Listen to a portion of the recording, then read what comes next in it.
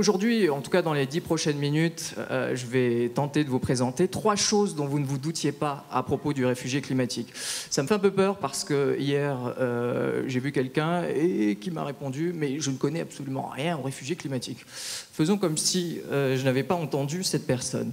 Alors, les conférences TED ont pour habitude d'accueillir de nombreuses personnes d'expérience. Bon, à l'évidence, je ne suis pas un réfugié climatique. Et même si j'ai dû migrer plusieurs fois, il faut le dire, de l'appartement de mes ex-fiancés, je ne suis pas qualifié. Néanmoins, c'est une problématique qui m'intéresse depuis de très très nombreuses années. Et comme je l'ai entendu, j'ai soutenu une thèse à ce propos il y a 2 ans sur un sujet similaire, en tout cas en droit international de l'environnement. Alors, le réfugié climatique, ça c'est une problématique dont on entend parler et encore une fois parler. Uniquement 3 points aujourd'hui, je le répète. Vous savez, le réfugié climatique, il y a un incroyable effet de mode qu'il y a eu sur cette notion depuis les années 2000, depuis quelques années, je peux le dire. Personnellement, en 2005, quand j'en parlais à mes collègues chercheurs, tout le monde me regardait avec des gros yeux et me traitait de pauvre fou. Mais tout a changé en 2006. Pourquoi 2006 ? 2006, c'est l'année où est sorti le film documentaire An Inconvenient Truth, excusez-moi, de Al Gore. C'est qu'un film documentaire, certes, mais n'oubliez pas que M. Gore et le GIEC ont obtenu le prix Nobel l'année qui a suivi. On est passé, en quelque sorte, mes collègues et moi, qui travaillons sur le sujet, de hippies détachés de la réalité, à chercheurs en survie de l'humanité. C'est nettement mieux. J'ai pu en profiter plusieurs fois pour des financements, quand même.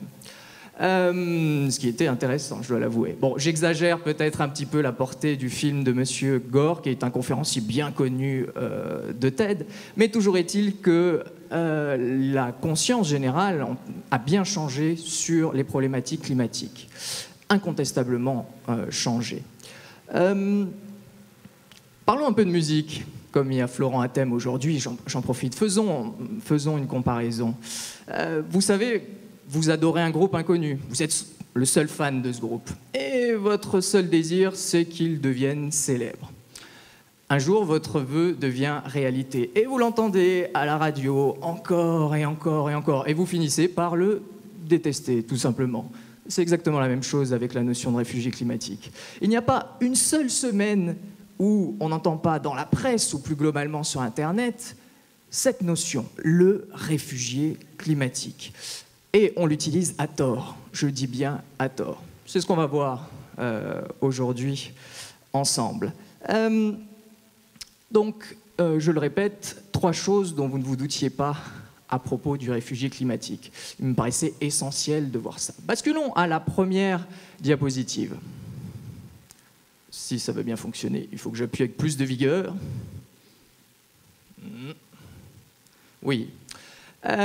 Voici la pyramide de Képhren. Non, je ne suis pas un spécialiste en histoire de l'Égypte. Et à ma connaissance, cette pyramide n'a strictement rien à voir avec les réfugiés climatiques et les changements climatiques. Néanmoins, selon l'Organisation internationale des migrations et de nombreux chercheurs, beaucoup d'anciennes civilisations se sont constituées à partir de populations ayant fui des climats de plus en plus arides ou de plus en plus froids. Enfin, évidemment, ici, c'est de plus en plus aride. Moins 2465 avant Jésus-Christ, 2006 pour le film d'Agore. Ça fait un sacré délai entre les deux. Et pourtant, quand j'allume la télévision ou quand j'écoute la radio, quand nous écoutons la télévision, enfin quand nous regardons la télévision ou nous écoutons la radio, nous entendons toujours la même chose, ce sont les premiers réfugiés climatiques. On l'a entendu pour les îles Carteret, en Papouasie-Nouvelle-Guinée. On l'a entendu pour le Tuvalu, et on continue à l'entendre pour les Kiribati. Je sais que je compte pas terriblement bien, c'est pour ça que je me suis limité à 3 points aujourd'hui, mais ça fait beaucoup de premiers quand même. À chaque fois, on continue encore et encore de l'entendre. En réalité, non. Les réfugiés climatiques, ou en tout cas les migrants climatiques, existent depuis le début de l'humanité. Basculons donc à notre second point, beaucoup plus important aujourd'hui. À vrai dire, le réfugié climatique n'est pas une réalité tout court. La seule réalité aujourd'hui, c'est ce qu'il y a sur la diapositive. Alors qu'est-ce que c'est? C'est un camp de réfugiés syriens en Jordanie, environ 150 000 personnes. Bien évidemment, ici, on ne parle de réfugiés, mais plus particulièrement de réfugiés politiques.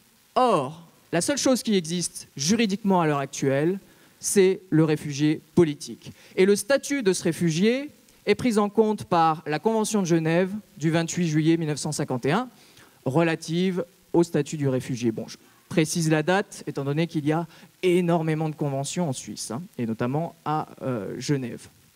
Alors, pour faire simple, si vous voulez bénéficier du statut de réfugié, c'est-à-dire avoir quasiment les mêmes droits qu'un citoyen d'un État, vous devez être persécuté. Mais pas n'importe quelle persécution. Persécuté du fait de votre religion, du fait de votre ethnie, du fait de votre nationalité, du fait de votre appartenance à un certain groupe ou du fait de vos opinions politiques. Évidemment, il y a un problème ici. Oui, il n'y a pas de persécution par mère nature.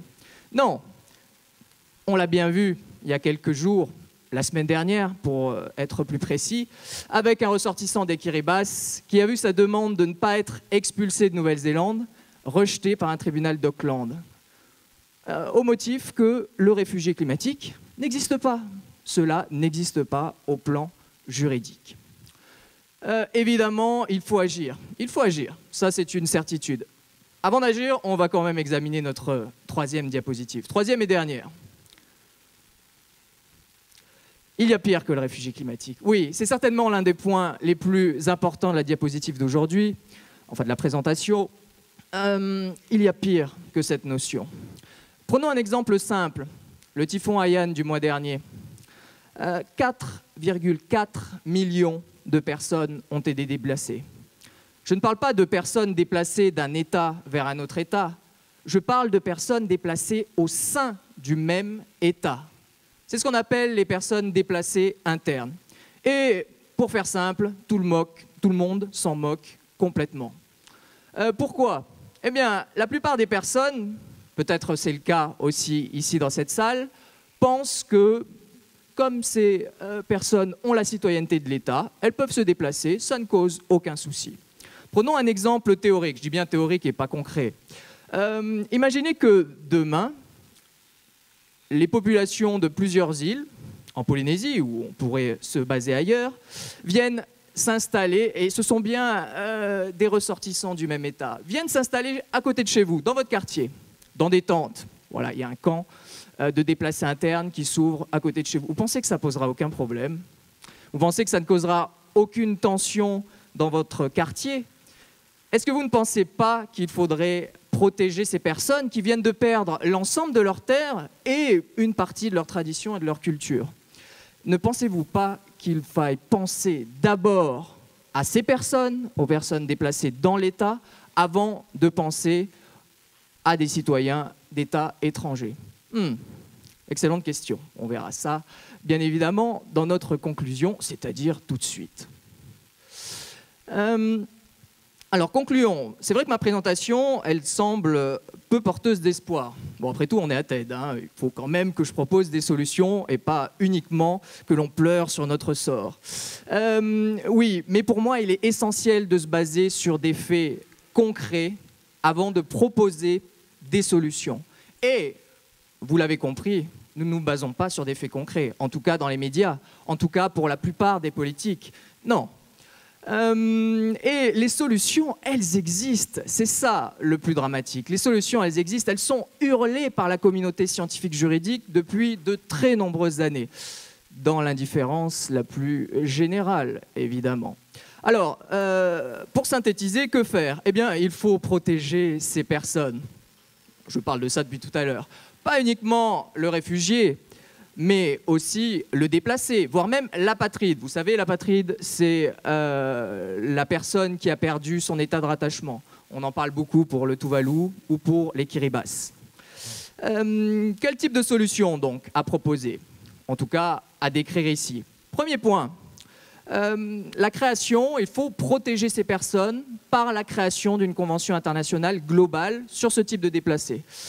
Je n'invente rien, hein, je ne propose rien personnellement, ça existe. Nous avons un projet, parmi plusieurs, de convention relative au statut international des déplacés de l'environnement qui est daté de 2010. Ça existe, il est disponible sur Internet, vous pouvez sans problème aller le voir. Ça, c'est la première solution. Deuxième solution, il faut les protéger, certes, mais pas seulement par le biais de textes internationaux qui ont des effets parfois très vagues. Non, par le biais aussi de législation locale adaptée. C'est très important, c'est incontournable. Souvenez-vous un peu de l'ouragan Katrina en 2005 aux États-Unis. Souvenez-vous un peu du typhon, ou enfin de la tempête Xynthia, excusez-moi, en France en 2010. Souvenez-vous de la gestion catastrophique des personnes qui ont été déplacées. On ne parle pas de réfugiés ici, on parle de personnes, citoyens, dans l'État. Donc très problématique tout ça. Il faut une coordination entre le niveau international et le niveau national, voire local. Dernier point, pas des moindres, il faut les protéger, mais pas de manière individuelle, de manière collective. C'est un petit peu le sens de la phrase ici, du réfugié climatique aux déplacés environnementaux. On ne parle pas ici de une ou deux personnes qui va changer d'état ou qui va se déplacer au sein même de son état. On parle parfois de populations entières qui vont être dans l'obligation de se déplacer. On parle de culture entière, on parlera de culture aujourd'hui au sein des conférences TED. Donc, en résumé, et je le répète encore une fois, il faut protéger ces personnes. En tout cas, j'espère que grâce à cette très brève présentation, la prochaine fois que vous entendrez parler de réfugiés climatiques, la prochaine fois que vous entendrez parler de catastrophes naturelles, de changement climatique, voire de réchauffement climatique, même si on ne devrait plus trop utiliser cette expression, eh bien, vous aurez un regard neuf sur la notion de réfugié et ça vous permettra, je l'espère, d'aborder les choses différemment. Merci à tous.